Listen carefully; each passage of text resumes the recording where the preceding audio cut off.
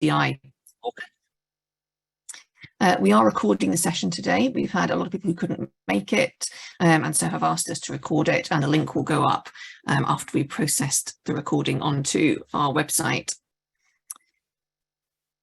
So we have 2 hours. We may not use the full 2 hours. We've set aside plenty of time for questions and answers and interactive sessions. We have a break scheduled for approximately 11 o'clock. We have speakers from the EDI Caucus, from the funders, from VTI, and you'll have an opportunity to hear from the caucus leadership during the course of this morning. We do have a Q&A function, and you can use that to ask questions of the panelists, but it's also, you can upvote questions in there. So if you see somebody's asked a question that you were going to ask, if you can upvote that, it'll push it to the top of the questions that we can answer. And just to remind you, I think you were all sent the code of conduct at the end of last week. We don't anticipate any problems, but we do reserve the right to remove somebody from the meeting if their conduct is causing upset and distress to other attendees at the meeting. So the caucus can be contacted on the email address below, which is edicaucus@hw.ac.uk, and we also have a Twitter account. We don't have a hashtag for this event. One of our next task is to develop a social media strategy, and that will be led by Dr. Catherine Souch. Excuse me, joined by Dr. Catherine Souch, who is our engagement lead for the caucus. I can't do any event without a cat joining me. I think that seems to be the path of the course. Right, so my name is Kate Sang. I'm the principal investigator of the caucus, and I'm going to start off with just taking you through what the morning is going to look like. So we're going to start with some welcomes and some housekeeping, which I've done some of that already. And then I'm going to hand over to the funders, particularly ESRC, who are going to tell us about the origins of the caucus, what their hopes are for the caucus and how we're working together. And then it'll come back to me and I'll take you through the caucus structure, what we aim to achieve with the caucus, and how our work is organised, and also what we're doing in year 1. And you will also hear then from the other workstream leads, which are Professor Robert McIntosh and Dr. James Richards. After that, we will then break and take a 10-minute break, and there'll be a Menti poll. And during that, you'll have an opportunity to tell us what you want to see the caucus achieve over its 3-year duration. And after the break, we'll come back and you'll hear from VTI and their State of the Nation research, looking at the research culture framework. This will then come back to me, and I will then take you through how you can get involved in the caucus, what we need from you, but also opportunities for research funding through the caucus. And then we'll have a question and answer session. So you can see we've set aside a lot of time for Q&A. Hopefully you have a lot of questions. I imagine you've come with lots of questions, and you'll hear things this morning that you'll want to know more about. You can use the Q&A function, as I said, and we'll have also kept the chat function open so that you can talk to each other. So I'm going to hand you over now to Gabby from ESRC. Good morning, everyone, and thank you, Kate. It is wonderful to see so many people here interested in the work of the EDI Caucus. My name is Gabriela Nava. I work in the Economic and Social Research Council, and we are one of the funders of this initiative. I led the competitive process through which this initiative was awarded. And now that the grant is in place, I am investment manager, and as such, I am here to support the leadership team for any queries they may have and to support them through the day-to-day work with the funders. In this webinar, I am going to talk very briefly about the vision, the mission, and the objectives of the caucus and the funders' perspective, and how we're going to work with Kate and her team. So if you can move to the next slide, Kate, please. Sorry, the last one, the one with the funders. Thank you. So first to say who we are. We are 5 UKRI entities and the British Academy who are funding this initiative. UKRI is the largest funder of UK research and innovation in the UK, and the British Academy is the UK's National Academy for the Humanities and Social Sciences. Ken will be talking in a few minutes just a bit more about the British Academy. Next slide, Kate, please. So what we want to achieve with the caucus is to strengthen the research and innovation system by supporting a culture in which a diversity of ideas, perspective, and talent from all backgrounds, areas of the UK, and career stages can thrive. We want to ensure that our own practices reflect the best available evidence on how to improve EDI outcomes. And with this, we will envisage that we'll be able to generate and share high quality evidence on practices that improve EDI outcomes in the research and innovation system by working together with the leadership team, with a network of experts and practitioners. The next slide, Kate, please.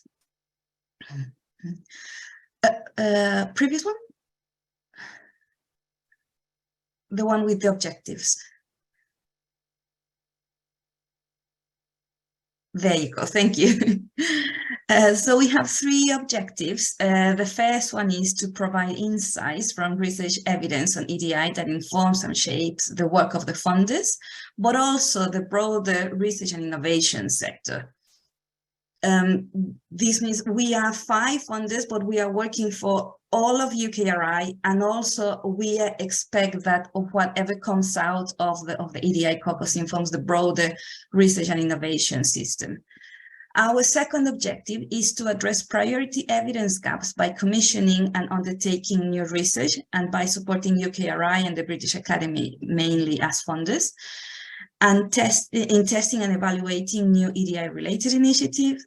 And the third one is to promote, coordinate, and facilitate interdisciplinary approaches to research on EDI. Next slide, Kate, please. How we envisage that we're going to achieve this. First one is that we have worked closely together with the leadership team in a co-design phase. This is mainly to get to know each other, to get to know our priorities and ways of working, and so that we can best meet the aims of the call. The second one, we have worked in collaboration with Kate and her team. We have had 2 workshops where we have identified a series of priorities, and we have matched them with Kate's work plan. And the third one is to say that this is very much an iterative process. We aim to work in very agile and responsive ways, and we envisage the leadership team to be able to do this in a very agile process. So they will be reviewing their work plan periodically. They will have yearly plans. Kate will be talking more about this, but we are working very closely together and allowing them to be very agile in their responses. And this is all from me. I will hand over to Ken Emmond. He works in the British Academy, and he will say some words on behalf of that organization. Thank you, everyone. Thanks very much, Gabby. And yes, just briefly to say that the British Academy is delighted to be a partner in supporting the EDI Caucus, and looking forward very much to working with everyone going forward. The British Academy has recently released our new strategic plan for 2023-27, and it emphasises that we want to continue our efforts to improve EDI in everything we do, reaching out and drawing in more diverse people, knowledge and ideas, embedding principles of EDI in all of our activity. As a funder, we're looking to build on significant progress in reviewing our funding programmes, such as the development of our additional needs funding call to support award holders and potential applicants with costs that might otherwise be barriers to the optimum achievement of research, and our processes, where, for example, we've recently introduced partial randomisation to our small grants assessment process to help attract applicants from institutions and communities of researchers who might not currently think of applying to us. So participation in the caucus will help us to be actively engaged with developing high quality evidence and practice to support these aims. And we look forward very much to working with everyone on this. And I'm going to hand over now back to Kate.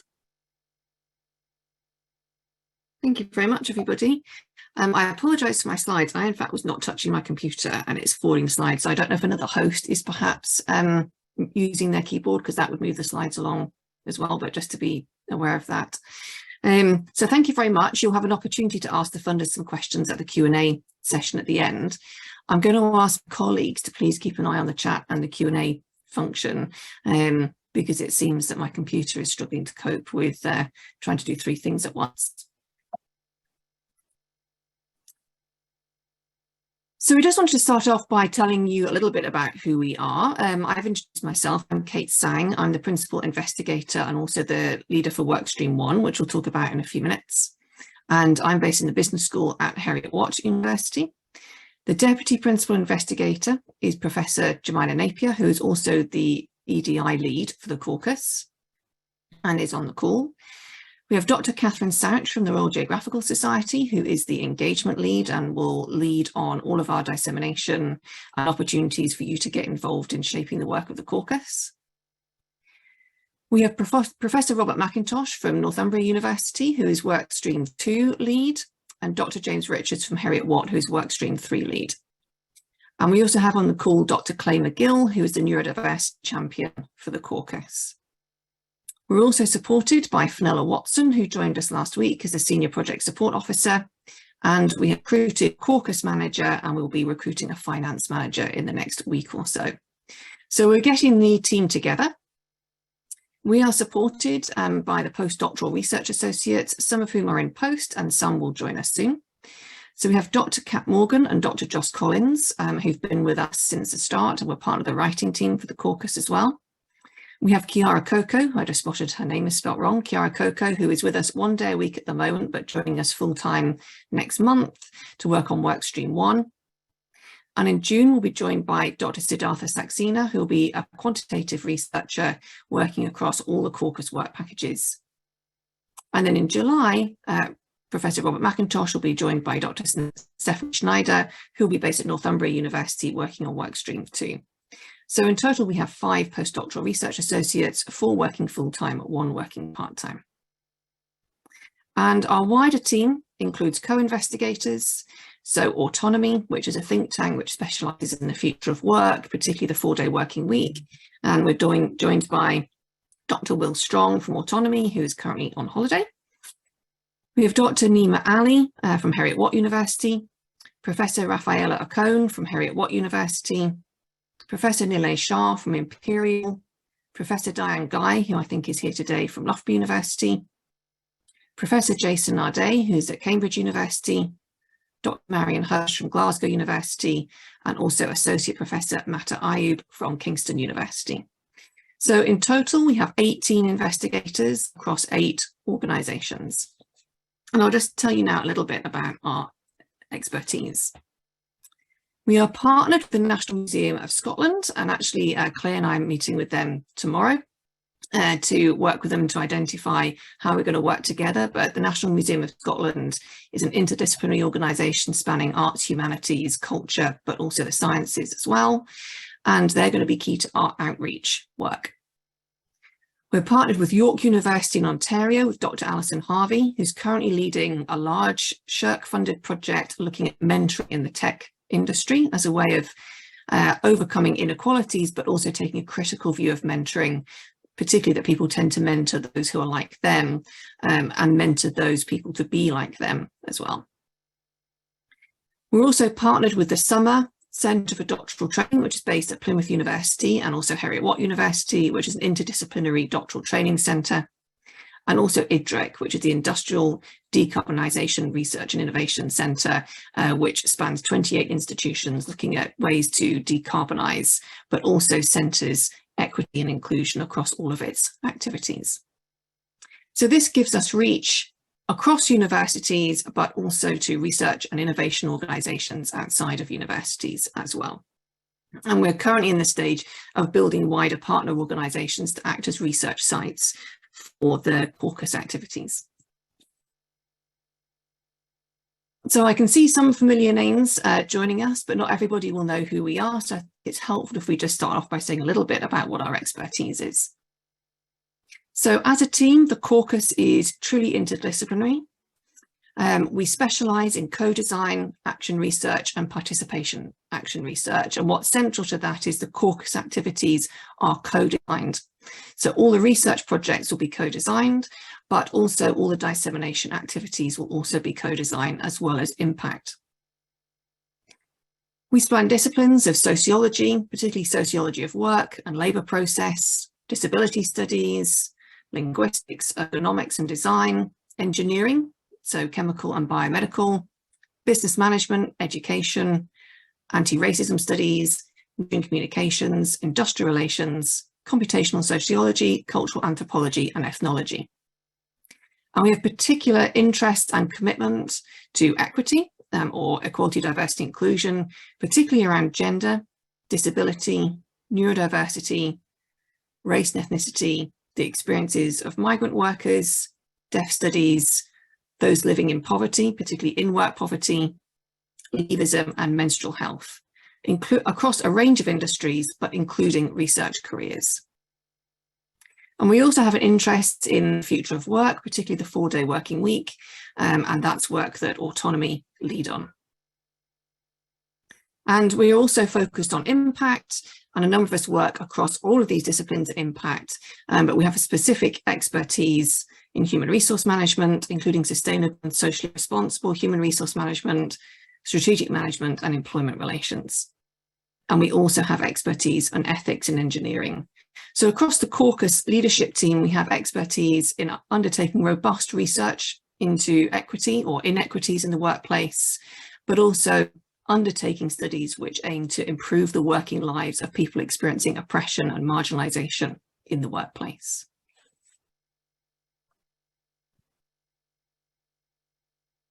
So what do we hope to achieve with the caucus and what is our ethos?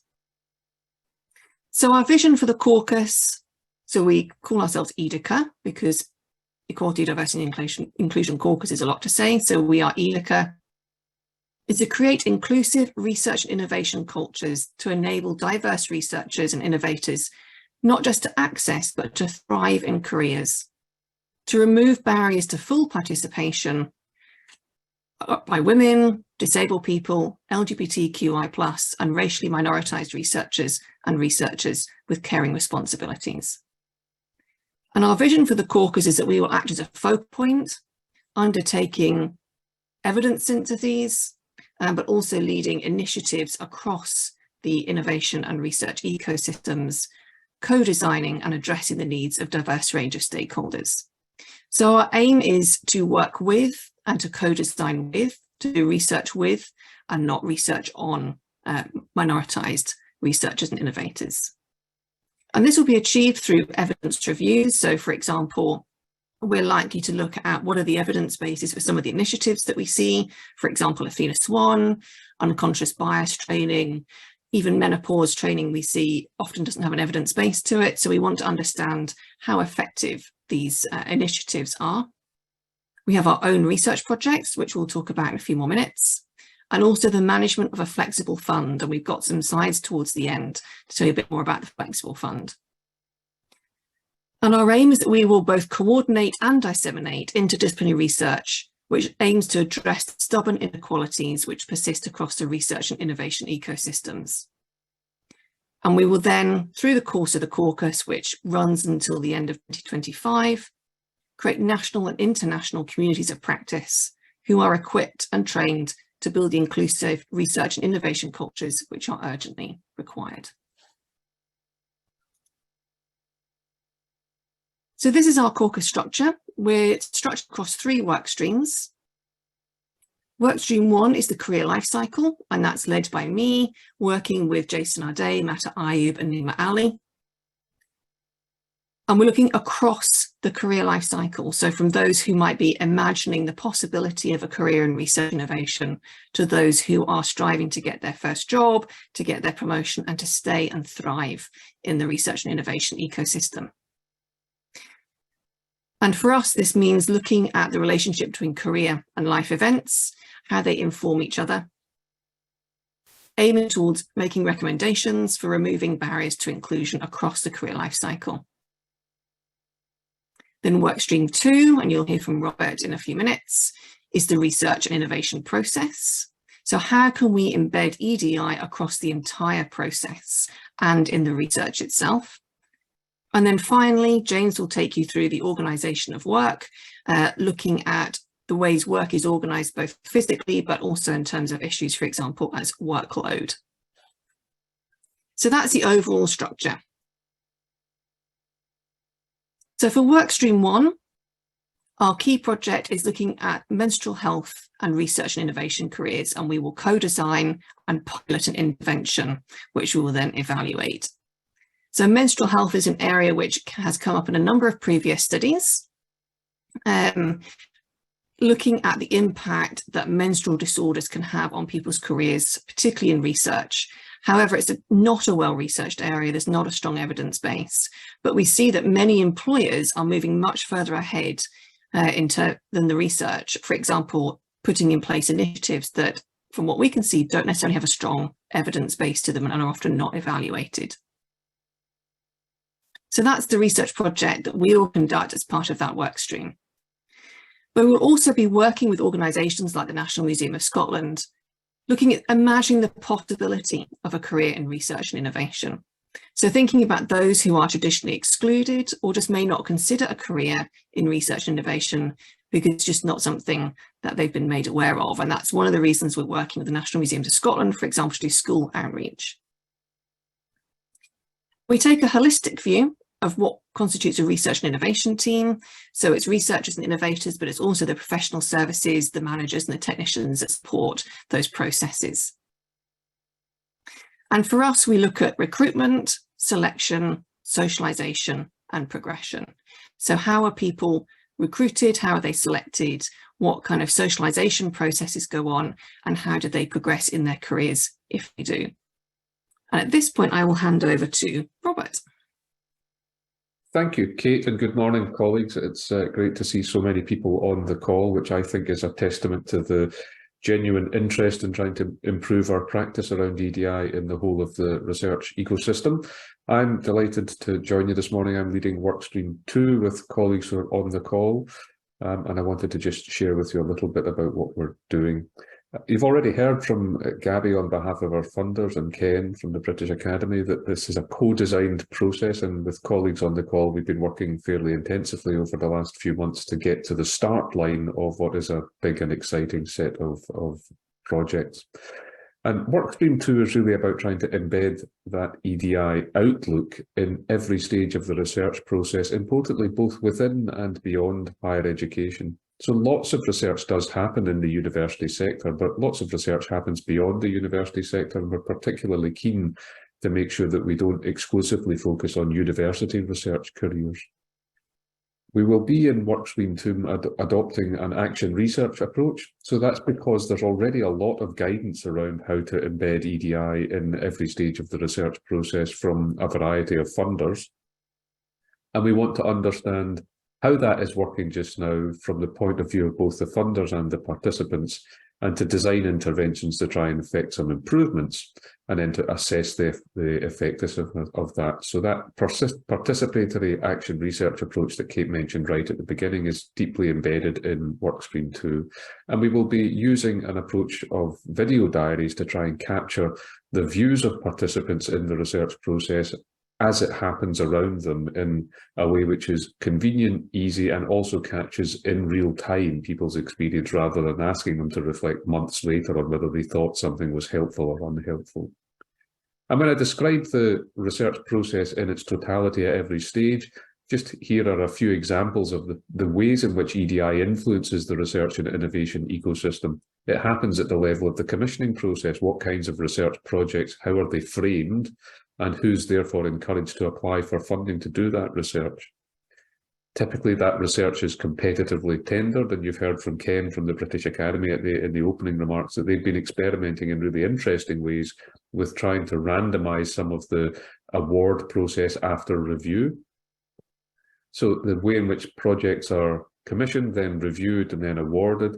Then, of course, there's the process of staffing up and delivering the research, whether that's within or beyond higher education, and the support of the delivery of that research. So, for example, in university-funded research, there are a whole collection of people in professional service or support roles who are key to the delivery of the research. They range from the people who manage the awards to the people and services which recruit staff, support them, develop their career. And then, of course, as the research draws to a conclusion, we're all aware now of the need to think about pathways to impact, and the evaluation of research has consequences for the next time candidates, either participants of PIs or co-Is of research grants, how they will get on in applying for future research. So understanding the EDI perspectives around evaluation and reporting and impact will also be important. So that's a quick overview of Workstream 2, and I know that Marion and Clay, my co-investigators, and Stephanie, our postdoc researcher who will join us in July, are on the call, and we would really love to hear from you if you would want to get engaged in the work of Workstream 2. And at that, I will pass back to you, Kate. Thank you. Thank you, and I will then pass on to James. Thanks, Kate, and obviously following on from Robert. So just to kind of give you a bit of a flavour for Workstream 3, and I think it's the workstream that in a way kind of cuts across all of the other work streams as well, because it's fundamentally what we're talking about is the nature of work, the organisation of work. So a key factor in good or fair work is work that is inclusive as well, is how work is organised in the first place. I think it's too often that how work is organised is taken for granted, seen as a kind of neutral contributor to anyone's working life, not necessarily just related to equality, diversity and inclusion. So clearly workers, and in this instance, workers in the research and innovation sector are active agents in the workplace, but rarely do they have enough agency in themselves or as individuals to enact important changes that could make their work more and widely inclusive. So what does this really mean in terms of the organisation of work? Well, it's a collection of, broadly speaking, three different things. It's the environment, or often the physical environment, or sometimes called the built environment. It could be about the attitudes and cultures of the workplace, which are bound to be kind of unique to particular contexts, and maybe idiosyncratic differences across different functions within organisations. And also the organisations and the policies and practices, HR practices that is, but often what we really mean here is the reality of such policies and practices, how they're enacted on the ground, if they are enacted in any particular way or meaningful way in the first place. So Workstream 3 is broadly and primarily aimed at considering what does an inclusive workplace regarding research and innovation look like? Following on a few kind of themes that have been brought up so far, particularly mentioned by Kate, all the best and emergent research and practice, especially related to EDI, points towards co-design workplaces based on, identifying and working towards removing barriers to inclusion. So this is nothing new in a way. I think if anything, we've probably lost many of these things over the many decades. It's a reflection of how organisations, particularly even organisations that have a history of being unionised, have become perhaps in one sense top-down, unitaristic in the way that they're organised, and in most instances that leads to some kind of marginalisation of minoritised groups, and it makes it ultimately fundamentally very difficult for organisations to change if the tradition, if the kind of it is based around certain elites within organisations making fundamental decisions that affect people on the ground. So we want to kind of mediate a lot of what we plan to do in this particular work stream via virtual reality. We'll be working for a company called Animation.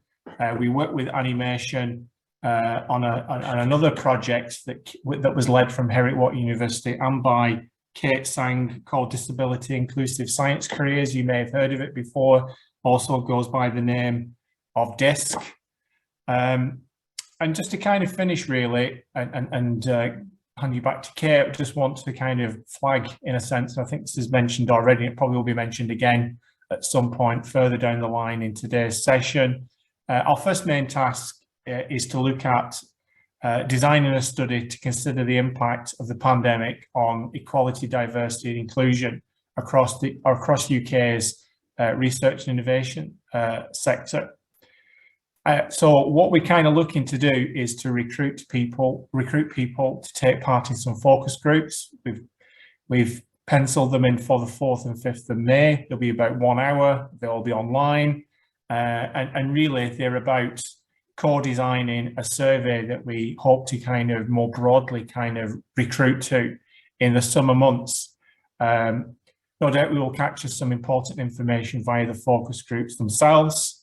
But ultimately, if this is something that appeals to you, is relevant to you, interests you, either as a potential participant or as an organisation that could help distribute and recruit to these focus groups, and ultimately probably help further down the line when we more widely distribute the survey that we're hoping to generate from these focus groups, we'd like to hear from you. And obviously the details are on the screen here, and they will be no doubt repeated further down the line as well. So I will now hand you over back to Kate. Kate? Thank you very much, Robert and James. Just to say that after the session today, you will get an email with a link to the recording, and in that we will also have links to take part in the studies that we've mentioned as well.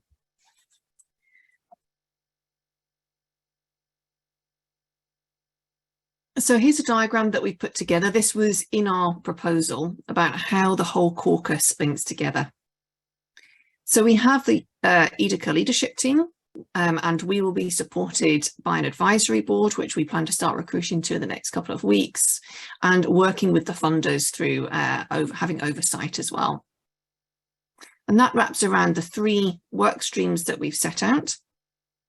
And the activities of the work streams, we are co-designing. So we've undertaken, as Robert said, co-design workshops with the funders, and we're also undertaking a Delphi study at the moment. I know some of you have had emails to take part in that. You'll have another opportunity to take part in that when we send around the information to identify what are the priorities, but also what would success look like? How will we know the caucus has been successful? And this will be through evidence reviews, research projects, and also the flexible fund, as I mentioned. And this is all wrapped around with a co-design process. We will be recruiting to stakeholder engagement groups shortly. So if you've had an invite to take part in the Delphi study, you've had your first invite on that, but we will be sending out further invites. And through processes of engagement, so led by Dr. Catherine Souch, we will co-design and implement EDI training, for example, or other interventions with stakeholders and working with the advisory and oversight board. And our main outputs will be communities of practice for those who will be highly skilled in terms of diversity literacy, but also producing EDICa, which is equality or equity in research and innovation careers, which will be an online resource that organisations and individuals can access to have the full evidence base of what works in terms of accelerating equity across research and innovation. So this diagram builds everything together. The work packages are obviously interlinked, and actually the organisation of work's first project looking at COVID will work closely with workstream 1 to understand the impact on careers as well. So for example, we know that in the early stages of COVID, there was a wealth of research published that women were no longer leading submissions to journals. Much of that was done in 2020. And what we want to aim to understand is the more kind of medium term to longer term impact of COVID, because obviously these things take a while to become evident. But not just to understand the impact, but to understand what we can do to reduce that impact or overcome that impact. So it's very much a bottom-up approach. Both Robert and James have emphasised the importance of co-design and participatory action research. So those who are affected by inequities will be the ones leading the work in this caucus. And when I set out the caucus membership, I also meant to say that we do comprise a variety of lived experiences of marginalisation and exclusion across gender, gender identity, disability, neurodiversity. So this is what the caucus looks like as a whole in terms of its structure. So some of this you've heard already. So for year one, we've undertaken co-design work with the funders, and we're coming close, I think, to the conclusion of that process. And parallel to that, we have the Delphi study. Some of you I know may not have received the email because the EDICa email address seems to go in people's junk mail folders. So if you get a second, you might want to check that, but we'll be sending it out again. And this is kickstarting the process of co-designing the work of the caucus. We're recruiting an advisory board, a diverse advisory board, not just in terms of demographics and lived experience of inequity, but also diverse in terms of career stage and types of work that people do and disciplines. We have the COVID-19 study, which is led by James, and then also Robert will be leading a study looking at reviewer and assessor equity and diversity literacy. So we want to understand how are reviewers making decisions, and also how do they build equity into that process. And Robert will also be piloting the video diary study that he mentions, just to get a sense of how well people respond to that. So if you're interested in taking part in any of these studies, please drop us an email at the EDICa email address, but you will, after this session, get a link to the recording, and we'll also include details on how to take part in these studies. So we're actually running slightly ahead of time, which is always good. So I think we will start the break a little bit early. So if we aim to come back at just before 11 o'clock, we will start at 11 o'clock on the dot. And we want to use the break as an opportunity to give you the chance to engage with us. So we have here on the screen a Mentimeter poll. You should be able to use your QR code to access that. Or we have the web link here and a voting code. And the question is, what would success look like for the caucus? And during the break, I will copy that information into the chat function as well. So we want to know from you, how will we know if the caucus has been successful? What for you are the measures of success for the caucus? So if we take that break now, and we come back to start at 11 o'clock. Thank you.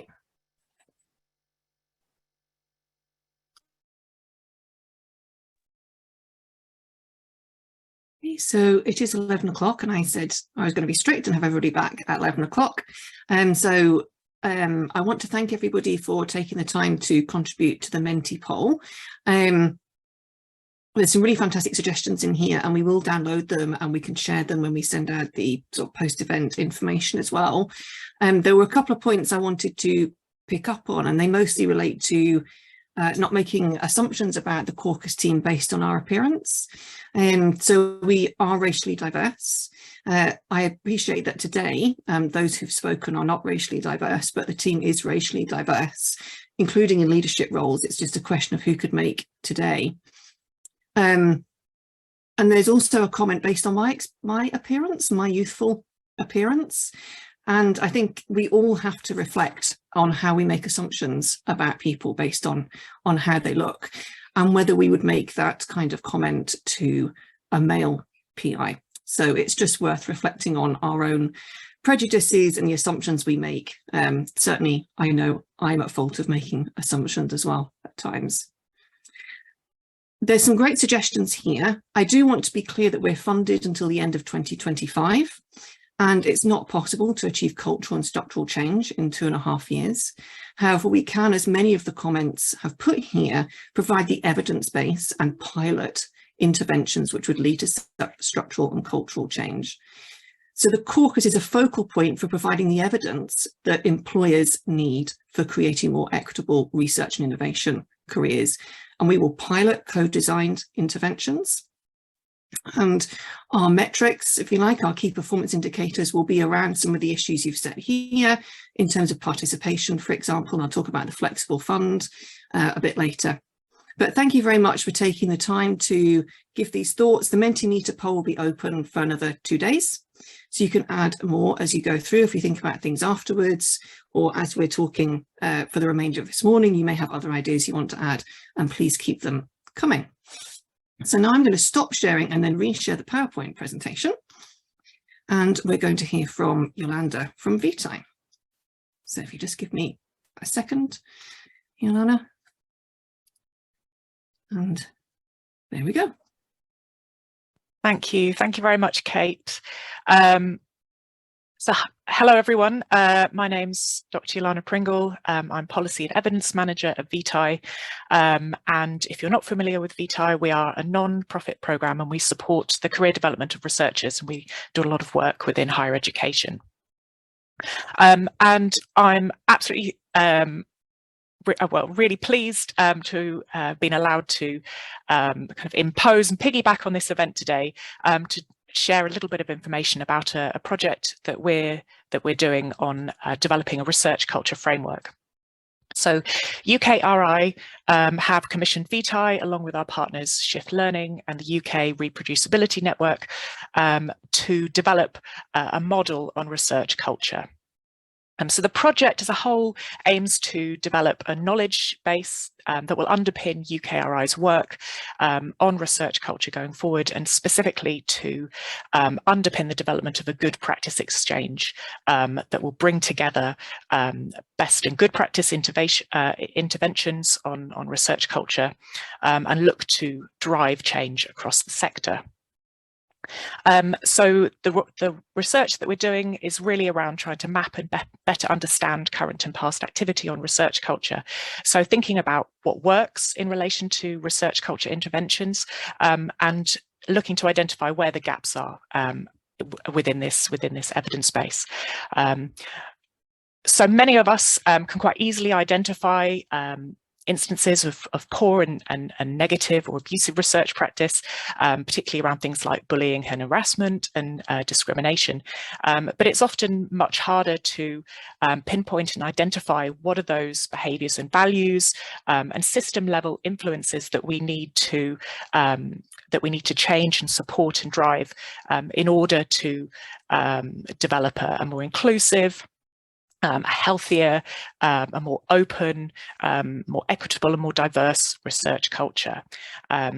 So we have been conducting desk research and a literature review, and we're currently putting out a call for evidence. So we're really interested in hearing from people across the higher education sector and beyond as well on any interventions that you might have been involved in developing or leading in relation to research culture. And this can be of any scale. It could be relatively small scale within departments, or it might be something more at an institution level or beyond. I've just put a link in the chat to this call for evidence. You'll find a bit more information about the survey that we have within there. We're really, really keen to get as many perspectives on this as is possible, so we can map out what that activity is on research culture, identify those gaps, and look to build on this evidence on this evidence base moving forward. Thank you very much. Great, thank you very much. And as Yolanda said, there is a link in the chat for you, and we can send that link out when we send the post meeting information out as well. So we're now going to move on to ways to get involved in the work of the caucus. So there's multiple ways of getting involved. I have a separate slide on the flexible fund, so I'll talk about that in more detail on the next slide. But we really need you. We really need your input into this. As many of you mentioned, the measures of success will be the extent to which different groups of people at different career stages working in different organisations shape the work of the caucus. So part of that will be through participation in studies. So we've already mentioned 3 of our early studies, but there will be other studies, for example, those commissioned through the Flexible Fund. And that's an opportunity to shape the practices that we hope to implement and pilot through the caucus, but also the opportunity to become part of the stakeholder engagement groups and the communities of practice to have that very high level of expertise, not just in EDI, but how to create change in organisations. And we plan on starting the stakeholder engagement groups from June onwards, but we are starting the process of recruiting towards those now. We will soon be launching a mailing list. And obviously this will be for us to share news, but we want to share your news as well. One of the key things around EDI in this space is that quite often minoritized researchers and innovators get asked to share their experiences of being minoritized and discriminated against and oppressed. We want to share your good news. We want to share your research. We want to show your expertise in the topic that you have specialised in. Last year, I was on a NERC and NSF funded panel on EDI. And there were a number of scholars there, including disabled scholars and Indigenous North American scholars. And they all said the same thing. They're never asked to come and speak about their scientific expertise. They're always asked to come and speak about their experiences of being marginalised. And that's not what we want to do through the caucus. We want to share your research expertise, your innovation news, to highlight the brilliant work that's being done, but to not just further give people even more work to do. Because if you are, and I am a disabled woman academic, being invited to speak about being a disabled woman academic is just yet more work for me to do, and it's not talking about my expertise. So we want to move away from that. We'll be having a monthly seminar series for people to share their research, but also a methodology seminar series. So we want to share methodological advances and innovations in terms of how we research, but also implement change in organisations. Each summer, we will have a research internship for those who are traditionally or have historically been marginalised and excluded from research and innovation careers. And we will also have the Flexible Fund. So I'll talk about the Flexible Fund further now. So we have set aside £1 million over the 3 years of the caucus, which is evenly split across the work streams. And the first fund will be launched this summer. And our plan for the funds is that we will do a soft launch. So we will share details of what the next fund is going to commission well ahead of the closing date. This enables people to build their research networks, but also we know that often the timeframes for submitting to calls can be incredibly tight. It's not unusual for them to fall on an Easter weekend or a bank holiday weekend or during school holidays, etc. And we want to give people the time to develop their ideas. And priority will be given to those who are in their early career. So those projects that are led by early career researchers, those from minoritized communities, and also those which embed co-design. So both through our own research projects, the work we do for the caucus and for the funders, but also through the Flexible Fund co-design and the voices of those who've been minoritized and excluded across the research and innovation ecosystems are central to all of the work of the caucus. So we're about to move into the Q&A. We've had a few comments come into the Q&A, but we have plenty of time for further questions. So over to you. I'm going to stop sharing my screen because it's just easier for us to see the questions as they come in. And please use the Q&A function, which you should see at the bottom of your screen in the ribbon. For me, it's to the left of show captions. Obviously, if that's not possible, you can use the chat function. So we've got a question here already. Will this showing this work be publicised widely? Yes, it will be. We will also work obviously closely with the press as well as relevant and through the funders networks as well.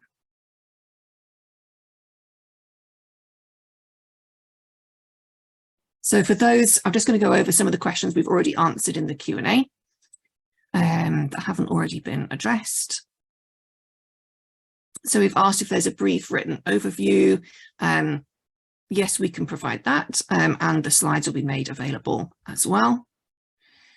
EDICa will be launched in 2025, but obviously the materials will be made available in the run up to that. How will focus group participants be supported to participate? So we'll have multiple ways of engaging in the various stakeholder engagement groups, and we do also have a fund for those who are experiencing low income to help them participate. So the advisory group, we will be contacting people. We have agreed a list of advisory group members with ourselves and the funders, and we'll be contacting those people shortly.